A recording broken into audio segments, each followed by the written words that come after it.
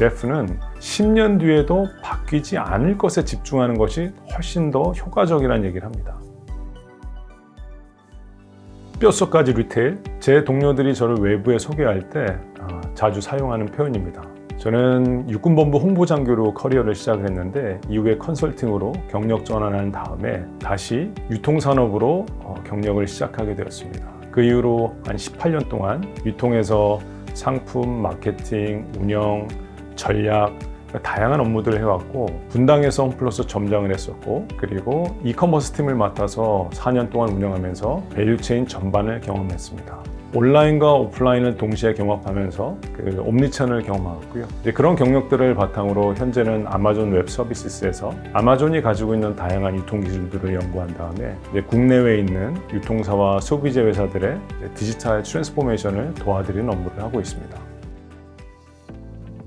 미래 기업들이 준비해야 될 것이 무엇일까요? 라는 질문을 상당히 많이 받습니다. 그럴 때마다 저는 아마존의 창업자인 제프 베조스가 한 말을 인용하곤 합니다. 제프는 10년 뒤에도 바뀌지 않을 것에 집중하는 것이 훨씬 더 효과적이라는 얘기를 합니다. 이 얘기가 어떤 얘기냐면 우리가 경영자들이 가장 어려워하는 것이 바로 불확실성이죠. 우리가 확실하게 알아야만 과감하고 장기적인 투자를 흔들림 없이 할 수 있게 됩니다. 그러면 우리가 내일 일을 예측하는 것도 어려운데 10년 뒤를 예측하는 게 불가능하기 때문에 우리는 바뀌지 않는 것에 집중할 때 좀 더 정확하고 확실한 투자와 장기적인 관점으로 사업을 지속 가능하게 끌어갈 수 있는 거죠. 따라서 저는 언더백 기업 경영자분들도 속하고 계신 산업에서 10년이 지나도 바뀌지 않을 것이 무엇인지 힌트를 드리자면 고객과 관련된 것들인 경우가 굉장히 많습니다. 여기에 집중해서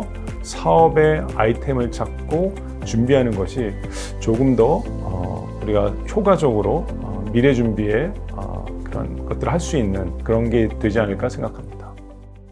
네, 아마존은 시가총액 한 2,000조 정도 됩니다. 많은 분들이 이렇게 2,000조가 되는 거대한 기업이 어떻게 스타트업처럼 빠르게 혁신하고 지속 가능한 성장을 만들어내는지 굉장히 많이 궁금해 하십니다. 아마존의 문화, 그리고 아마존의 일하는 방식, 저희는 메커니즘이라고 합니다. 그리고 아마존의 조직 구조, 그리고 이런 것들을 기술적으로, IT적으로 뒷받침하는 아키텍처. 이 네 가지, 저희는 필라라고 하는데요. 네 가지 기둥을 하나하나 살펴가면서 아마존이 어떻게 빠른 성장을 구가해 왔는지 설명을 드리고자 합니다.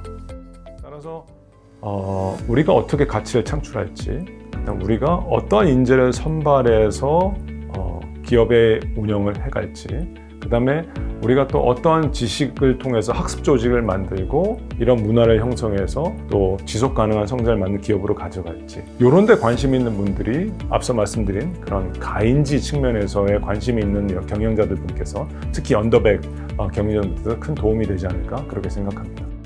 시간이 되신다면 그 속하신 산업에 있어서 그 산업이 10년 뒤에도 변하지 않을 것이 무엇인지를 한번 고민해 보고 오시면 굉장히 큰 도움이 될 거라 생각합니다. 물론 정답을 찾기는 어렵겠지만 고민하는 과정에서 많은 질문들이 생겼을 것들이고 그런 것들이 제 강연을 통해서 답변되어지고 또 필요하다면 우리가 Q&A를 통해서 함께 논의해보는 그런 시간이 되면 굉장히 의미가 있을 것 같습니다.